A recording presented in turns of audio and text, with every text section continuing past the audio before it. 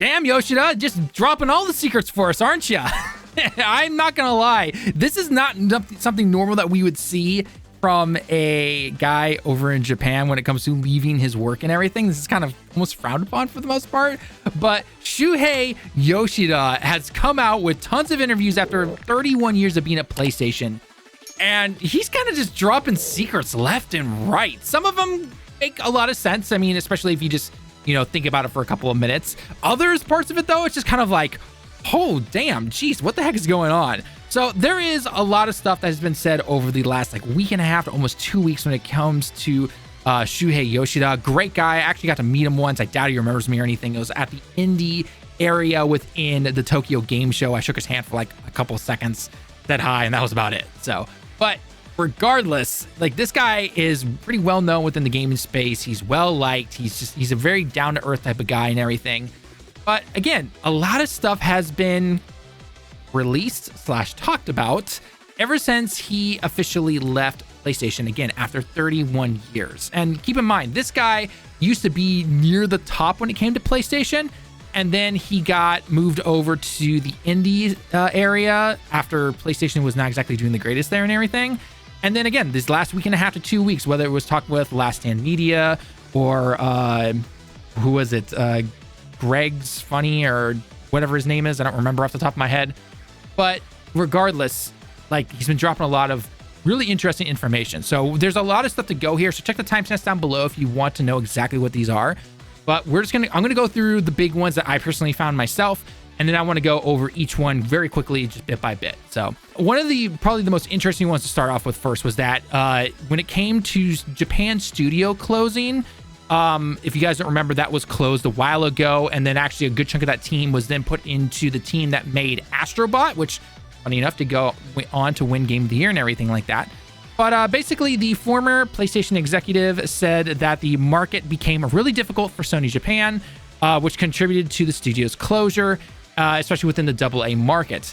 Another one that he had with Last Stand Media was kind of confirming when it came to first party, second party, and third party games, which this one isn't, I think, as much of a oh my gosh moment type of thing, but it kind of just clarifies things.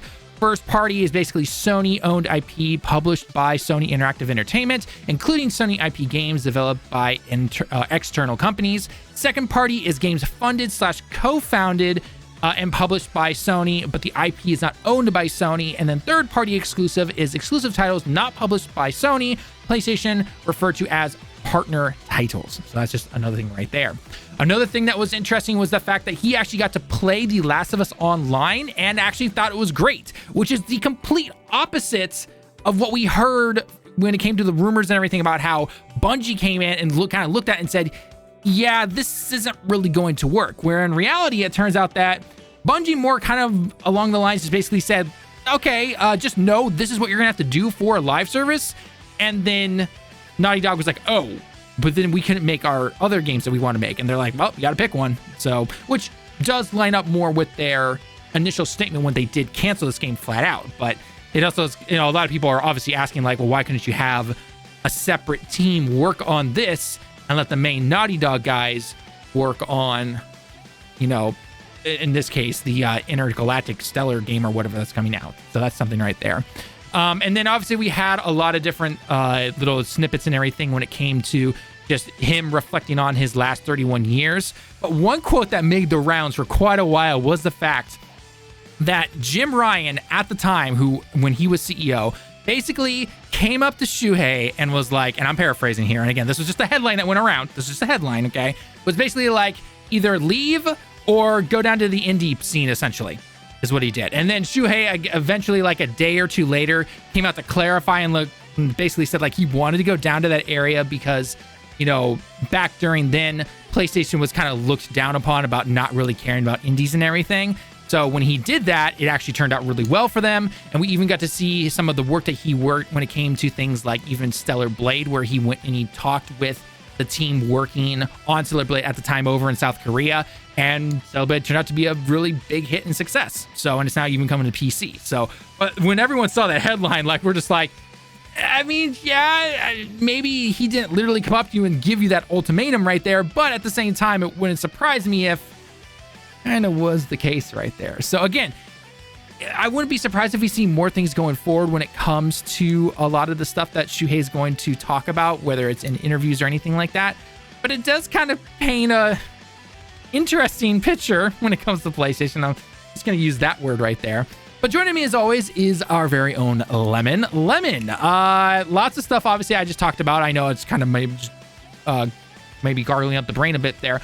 But let's just take it bit by bit. I just want to kind of get your honest opinions on it. So the first one that I want to cover, which was the kind of the most interesting to me, because a lot of people were saying one thing on social media, but as we can see, that was not necessarily the case here. So the first one I want to go over is the whole Japan studio closed because the AA market has disappeared, according to Shuhei. And this kind of goes, we've talked about this a little bit here on the channel sometimes, where, people have said, right, where's all the AA games? Why aren't you doing this and this and everything? And then when those kind of games do come out, or they are released and everything, nobody buys them. And then they close the studios and everything. One of the quotes right here says, most of the IPs that Japan studios had were in that smaller AA size group, and the market became really difficult for these types of games. For example, after Gravity Rush 2 tried to come up with a new concept, but we are not able to greenlight any of this new concepts, even though they were really interesting. And that is, I think, unfortunately, due to the low sales and everything. So again, I know you and I have talked about the whole AA scene for a while now. What are your thoughts on it? Do you agree with this? Because a lot of people online were saying, no, because you're not marketing it properly, you're not doing this, and this, but people still don't buy the games, even later down the road, essentially. So do you think he's off base here? Do you think he's right? What are your thoughts on this particular category? So AA games, I feel like were kind of in my mind, two big reasons why they kind of disappeared as the industry, not just Sony, but as an industry, why they kind of disappeared. And the first one was indie games just popped off. I think with Braid on the 360 really kind of showed people, hey, you can have smaller games made by smaller studios that blow up in size, but also are able to release on these consoles. And I think that really kind of kickstarted the whole indie game scene, and that kind of filled the same niche that AA games sort of did, right? And the other thing, I think the other issue is just the cost of games, even back in that era, as you get into a PS3 and a PS4. There is a base, line or game, how much a game costs. You really can't go a whole lot below.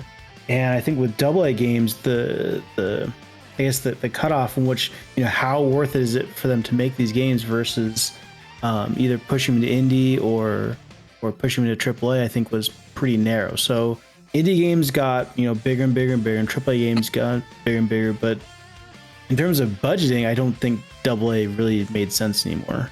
The profit margins were just too slim for it to be worth their time, which of course led to Ape Escape not getting more games.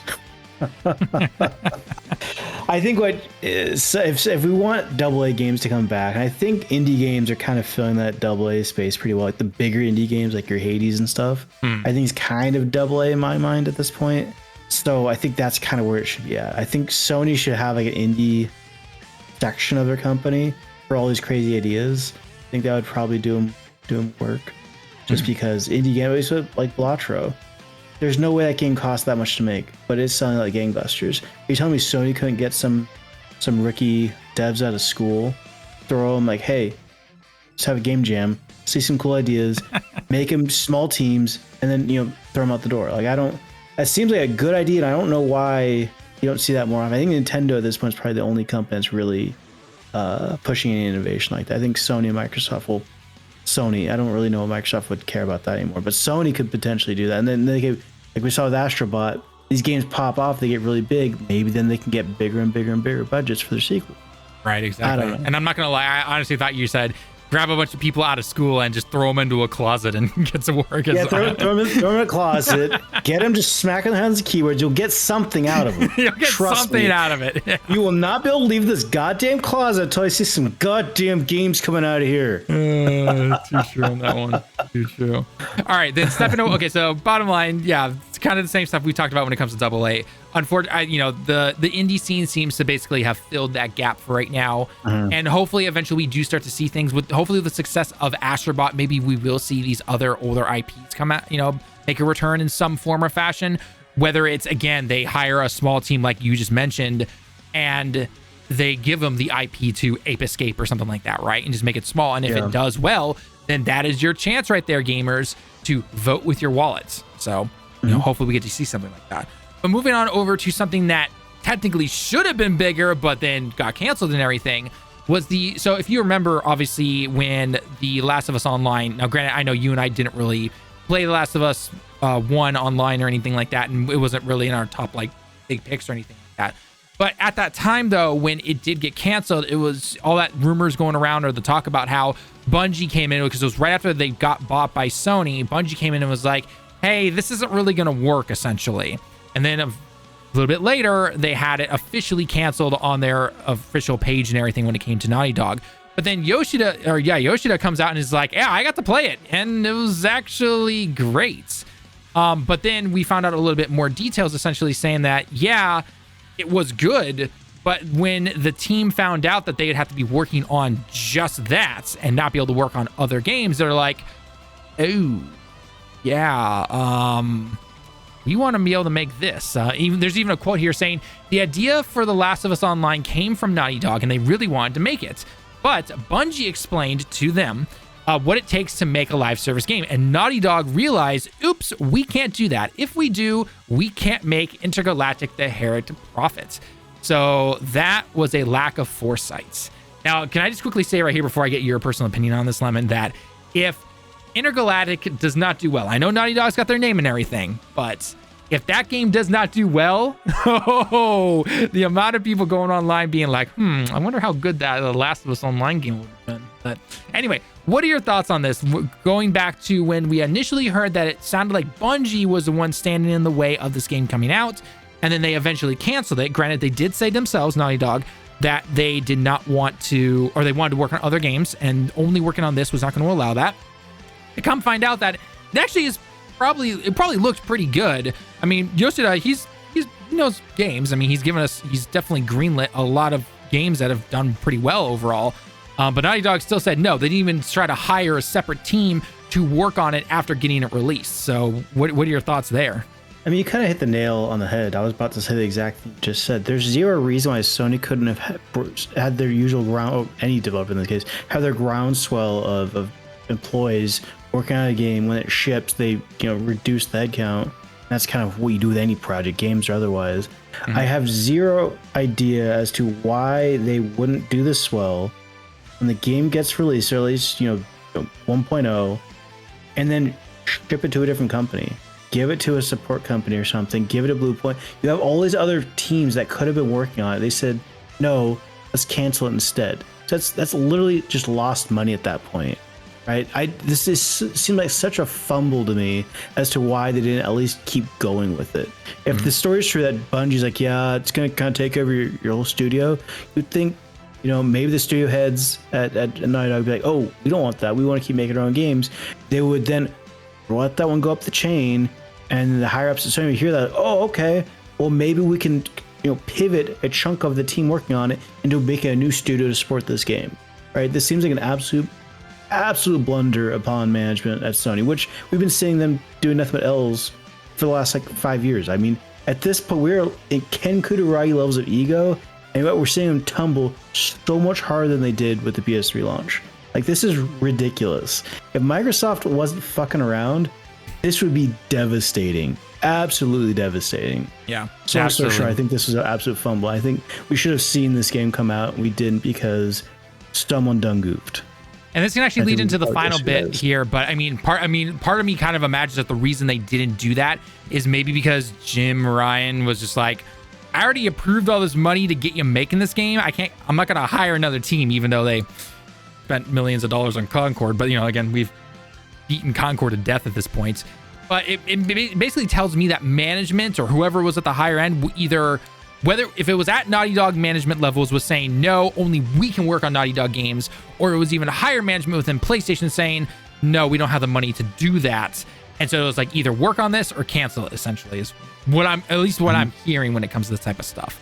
But again, that kind of shows, again, that we've talked about this a couple of times as well, that the management, when it came to what Jim Ryan was trying to do, and even though he technically retired, I have a feeling he was probably like, go due to Sony. Also goes into the fact of what Shuhei was talking about, or where he made that comment. And again, part of it was obviously made for titles and everything, to clickbait and get people to click on it and everything. Where he was basically said, yeah, go down to the indie or sayonara, essentially. What are your thoughts on that? Do you think there's probably some truth to that? I wouldn't be surprised if there is, because he's even come out publicly and said, I would have steered away from the live service stuff, which is what the industry was not doing at the time. And even though they're still kind of doing it to this day. And Sony, to be clear, has not canceled all their live service stuff. They still have fair game dollar signs. They still have the Horizon multiplayer game, and there's supposedly that Horizon MMO. So do you think there's some truth to that? That he was basically given two choices? I mean, yes and no. I don't think it likely was not that blunt. It's likely a lot more nuanced than that, and it just kind of at the end of the day shakes down as that. And what year did it say? It was 2019, I think the article said. Yes, roughly when this happened. So this was right around the time when the absolute gold mine of live service games is really coming off, and it's really easy to blame Jim Ryan, but at the same time, I mean, his whole job is to make sure the graph is green. As long as line goes up, everything's hunky-dory. Well, who are those people who are demanding that of him? It's the board and it's the shareholders. So I think Jim Ryan, despite being the villain at this point, I mean, I think his hands are kind of tied. He had to do a hard shift of the company to appease the shareholders. Why? We were just talking about AI. Why are these companies doing all this hard push for AI? Same reason. You have to appease the shareholders. And so maybe Yoshida didn't like the idea of live services. Internally was pushing back against it. Oh, well, it seems like you're not a team player. Maybe you should, become a team player. We only need team players on our team. So kind of getting pushed out the door.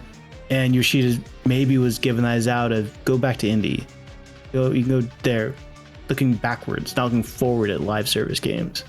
Yeah. So that's my guess. Yeah, I mean, yeah, like, hopefully I said that enough already, where it's like, obviously it was not that blunt. He didn't push him against the wall with a hand, by his head and go, indie or out. But like sure, you but said, I mean, that's what everyone's been going with. I mean, headlines. People only read the it's headline. Yeah, it's typical headline. Yeah, exactly. But again, in the end, like you said perfectly, is that Jim, have your thoughts on him and everything. That was his job. Make line go up, make line green, essentially, right? Appease his shareholders. And we saw that the path he took worked for a little bit, although I would probably argue that more of it was just simply, the end of the PlayStation 4 era was still doing so well that it looked like he was doing good at first. But in reality, everything that he's done is just all this live service stuff. And then it's just like, now you have the new CEO and the new CEO or COO and everything coming in and being like, what the F, bro? What's going on here? Like, why are our margins only this percent when it needs to be this percent, essentially? And it's like, you've got two choices: get fired or leave on your own accord. And like, I'm out. Mm-hmm. So, I mean, we even saw that with Herman, where he technically got demoted. So, yeah, I'm sure the same exact case. It was they came in, saw that just isn't working. It's you can, leave the company or you can take a demotion. Yeah, pretty much.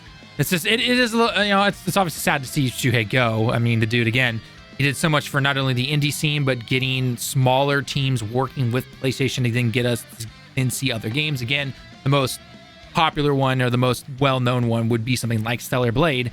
And again, if you stay away from the online craziness that is that game, it's actually a solid game, right? It's got good combat and everything. The story is kind of but it's good combat game, got good visuals, all that kind of stuff. So, but regardless, though, it will be interesting to see going forward, though, if Shuhei here does give us more, inside looks into how things were done. I mean, the dude has 30 plus years of working within the industry.